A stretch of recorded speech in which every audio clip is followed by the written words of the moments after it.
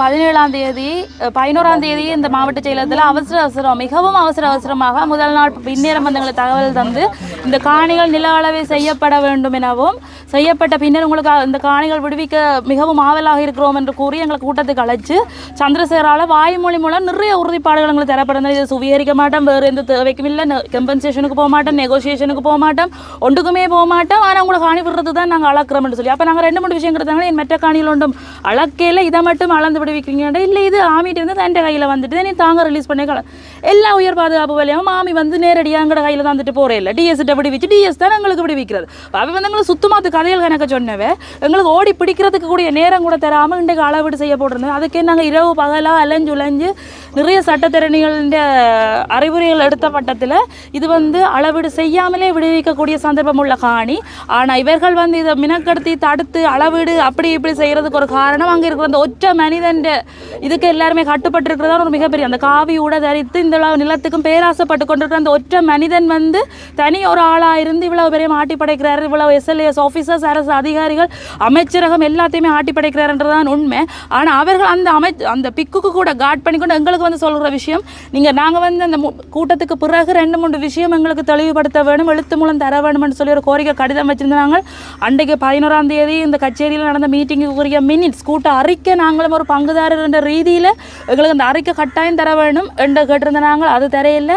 மற்ற இது வந்து சுவீகரிப்புக்கோ வேறு எந்த நோக்கத்துக்குமோ இல்லை, தனி அந்த காணி விடுவிப்பதற்காகத்தான் அளக்கிறோம், கட்டாயம் அளக்கத்தான் வேணும் என்ற ஒரு பட்சத்தில் அப்படி ஒரு எங்களுக்கு உறுதிப்பாடு நீங்கள் எழுத்து மூலம் அரசு இலட்சணம் பதித்த ஒரு லெட்டர் ஹெட்டில் தர வேணும் என்று கேட்டிருந்தாங்க. தரையில் இன்றைக்கு வந்து அதே ஒரு காரணமாக வந்து மாவட்ட செயலர் சொல்கிறார், நீங்கள் 2-3 உறுதிப்பாடுகள் கேட்டிருந்தீங்க, அதை வழங்குறது தான் மே 15க்குள்ளே அவ்வளோ காலம் டைம் கேட்கணுமெண்டு. அப்போ நீங்கள் வாயால் அவ்வளோ உறுதியும் எங்களுக்கு தந்திருந்தீங்க, அதை எழுத்து மூலம் தர சொல்ல அந்த மினிட்ஸை கூட எங்கள்கிட்ட மறைச்சிட்டீங்க தர்றதுக்கு. ஏன்னா நாங்கள் எங்கேயோ ஒரு இடத்துல அந்த ஆதாரத்தை காட்டிடக்கூடாதுன்னு அந்த மினிட்ஸை எங்களுக்கு தர பயப்படுறீங்க, தராமல் மறைச்சு வாயால் சொன்ன காரணத்தை வச்சு எங்களை இந்த காணியை அளவிட பண்ணி போட்டு அப்புறம் வாயால் 2024 வாயால் சொல்லி தடுக்கப்பட்ட விஷயம் இன்றைக்கு மக்கள் தடுத்துன்னு சொல்லி மாவட்ட செயலர் வந்து கதை சொல்லிட்டு போகிறேன். அதே மாதிரி இந்த விஷயம் கூட அளந்த முடியாது சுவீகரிக்கப்பட நாங்கள் சொன்னாங்களானே, நீங்கள் கேட்க இல்லையோ, நீங்கள் அப்படின்னு எங்கள்கிட்ட அப்போவே எழுத்து மூலம் கேட்டுருக்கலாம் தான் ஒரு வடை சுடுறதுக்காகத்தான் இன்றைக்கு எங்களுக்கு ஒன்றுமே தராமல் அளக்க வந்தவே தெய்வாதீனமாக அது காப்பாற்றப்பட்டிருக்கிறது நான் கருதுகிறேன். ஆனால் நாங்கள் வாய்மொழி மூலம் கேட்டது எழுத்து மொழி மூலம் தர சொல்லி கேட்க அவைக்கு ஒரு மாத டைம் தேவைப்படுதுண்டா அவை யோசிக்கிறான். பட் நாங்கள் ஏமாத்த வலுக்கிட்ட நாங்கள் இப்போ எழுத்து மூலம் தர கேட்குறான். இப்போ நாங்கள் இதுக்கு என்ன செய்யலாம், வேறு என்ன வழியில் அவன் அந்த ஒரு மாதத்துக்கு அவன் நிறைய லோயர்ஸை போட்டு அவன் யோசிக்கலாம், வேறு என்ன வழியில் இந்த காணியை சுவீகரிக்கலாம்னு அவன் யோசிக்கிறதுக்கு எடுக்கிற டைமாக தான் நான் யோசிச்சுக்கலாம். உன்னில் ஒரு நேர்மை இல்லாடி நீ பிக்குவட்டு ஆவணம் இல்லாடி எழுப்பிக்கல எங்கட காணியை விடு. அது இன்றைக்கு நாங்கள் மாவட்ட செயலர்கிட்ட அழுத்தம் திருத்தமாக வச்ச கோரிக்கை நாங்கள் சந்தர்ப்பம் தந்து பார்த்தோம். நீங்கள் அதில் கூட எங்களுக்கு சந்தேகம் வர மாதிரி தான் நாங்கள் அந்த சந்தர்ப்பத்தில் கூட நீங்கள் சந்தேகம் வர மாதிரி தான் நடந்து கொண்டிருக்கிறீங்க. அவங்களும் 100% சந்தேகமாக தான் இருக்குது. மேக்ஸிமம் எங்களுக்காண்டி போய் நீங்கள் கதையுங்க, அளக்காமல் அந்த காணி விடுவிக்க வேணும் என்று சொல்லி நீங்கள் சட்ட ரீதியாக கதைச்சு ஆர்கியூ பண்ணி அந்த காணியை அளக்காமல் எங்களுக்கு விடுவிக்கணும் என்று தான் நாங்கள் அந்த மாவட்ட செயலர்கிட்ட வந்து கோரிக்கை விடுத்திருக்கோம். நன்றி. நான் மதி, இந்த திஸ்ஸபியார் என்று அழைக்கப்படுற இந்த கட்டடத்தையும் கட்டப்பட்டிருக்கிற இடத்தின் காணி உரிமையாளர்கள் ஒருவர் இன்றைக்கு எங்களுக்கு ஜிஏஆல டிஎஸ் மூலம் தாங்கள் இந்த அபகரிக்கப்பட்ட காணி சம்பந்தமாக அரச உயர் மட்டத்தில் நீதி அமைச்சர், புத்த சாசன அமைச்சர், கடத்தொழில் அமைச்சர், பிரதேச செயலாளர், மக்களின் சார்பாக காணிகள் இழந்தவர் சார்பாக பிரதேச செயலாளரும் அரசாங்க அதிபரும் உள்ளடக்கப்பட்டு ஒரு கமிட்டி 3-4 தரம் கூடியிருக்கணும். அந்த எந்த ஒரு இதுலேயுமே காணி இழந்தவர் சார்பாக யாருமே போகையில்லை. அதுக்கு அரசாங்க அதிபர் வந்து காணி இழந்தவர் சார்பாக தாங்கள் தான் போகிறோம் என்று சொன்னவர். ஆனால் அந்த காணியை கவலைகரம் செய்து அதுக்குள்ளே இருக்கிற அந்த விகாராதிபதி அந்த கூட்டத்தில் கலந்து கொள்கிறார். அந்த கூட்டங்களில் எடுக்கப்பட்ட முடிவின் அடிப்படையில் இந்த காணிகளை மக்களின் காணி மக்களுக்கு என்ற இந்த ஏகேடி அரசின் கொள்கைக்கு அமைய மக்களுக்கு கையளிக்கிறதுக்காக முடிவெடுக்கப்பட்டிருக்கண்டும். அந்த மக்களுக்கு கையளிக்கப்படுகிறதுக்கு காணிகளை அடையாளப்படுத்தணும். 17 பேரோ அதுக்கு மேற்பட்டவர்களோ, நாங்கள் 17 பேர் என்ற ஆவணங்கள் கையளிச்சிருக்கிறோம். அந்த 17 பேரும் மேலதிகமாக யாரும் இருந்தால் வாங்குவோம் உங்களோட காணியை மக்களுக்கு கையளிக்கிறதுக்கு காணிகளை அடையாளப்படுத்தணும். அது நில அளவு திணைக்களத்தின் ஊடாகத்தான் இயலும். அதுக்கு நிலகள திலக்கணத்தினோட வந்து காணி அளவீடு செய்கிறதுக்கு இன்றைக்கு வாங்கன்றதான் எங்களை கூப்பிட்டுருந்தவன். அதுக்கு நாங்கள் முதல் போய் அரசாங்க அதிபர்கிட்ட சில கோரிக்கைகளை முன் வச்சினாங்க.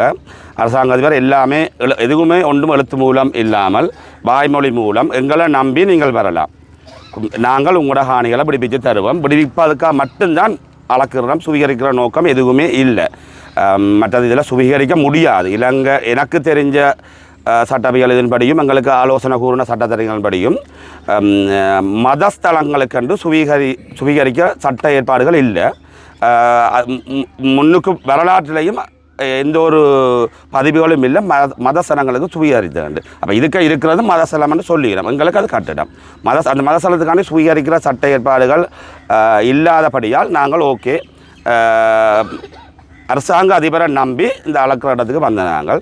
ஆனால் நேற்று ராவா சில ஏற்பாடுகள் அந்த 3 அமைச்சர் மேலையும் அரசாங்க அதிபரையும் தாண்டி சில ஏற்பாடுகள், அதுக்கு ஒவ்வொரு காரணம் எதுவுமே எழுத்து மூலம் எங்களுக்கு கையளிக்கப்பட இல்லை, வாய்மொழி மூலம் ஒவ்வொரு காரணத்தை சொல்லி இன்றும் அளவை தடப்பட்டிருக்கிறது.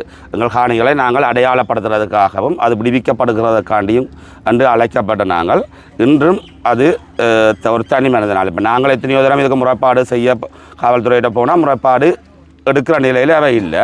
ஆனால் நேற்று ராவு எந்த ஒரு ஆவணமும் இல்லாமல் ஒரு ஆளுநர் முறைப்பாடு அங்கே பதிவு செய்யப்பட்டிருக்கிறது, அவர்களை ஏற்றுக்கொண்டிருக்கிறார்கள். பதிவு செய்யப்பட்டு அதை மூல காரணமாக நாங்கள் புரிஞ்சு கொள்கிறோம். வேறு பல காரணங்கள் அங்கே இருக்கிறதாகவும் அவர்கள் தகவல் சொல்கிறார்கள். இன்று அளவை முழுமையாக தான் நிப்பாட்டப்பட்டு மே 15க்குள்ளே மீண்டும் அளவிடப்படும் என்று இன்றைக்கு அரசாங்க அதிபரால் எங்களுக்கு ஒரு வாய்மொழி மூல உத்தரவாதம் தரப்பட்டிருக்கு. ஆனால் மீன்பிடி அமைச்சர் ஜாழ் மாவட்டத்துக்கு கண்டு விசேஷமாக இருக்கிற அமைச்சர் சந்திரசேகரன் ஒரு மாதத்துக்குள்ளேயோ 2 கிழமை அளந்து மிக குறுகிய காலத்துக்குள்ள உங்களுக்கு காணிகள் விடுபடும். இப்போ அளந்து கொண்டு போய்க்க எங்களோட நிலைகள் நாங்கள் கேட்ட கேள்விகளுக்கு யாரும் பதில் சொல்ல இல்லை.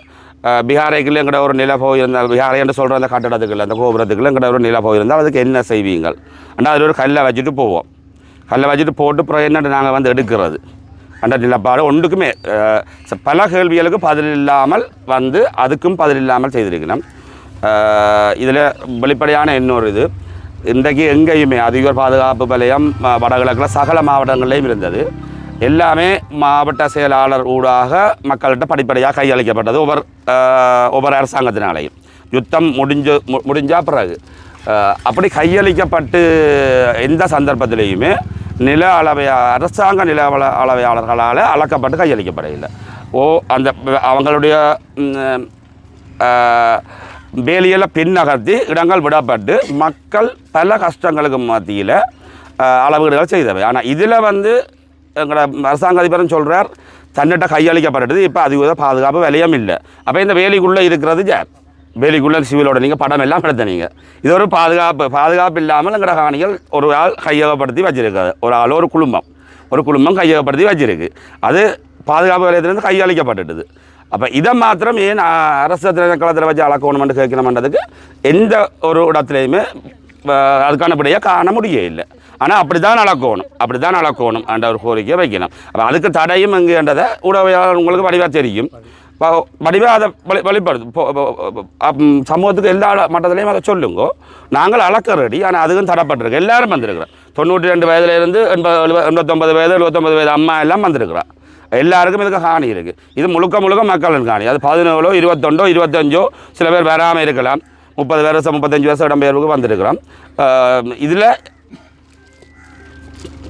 பௌத்த விகாரை கண்ட காணி வெளியில் இருக்குது தனிங்க. அதுக்கும் இதில் இப்போ இவர்கள் கையகப்படுத்தியிருக்கிற காணிக்கும் எந்த சம்பந்தமும் இல்லை. இது மக்களுடைய காணி.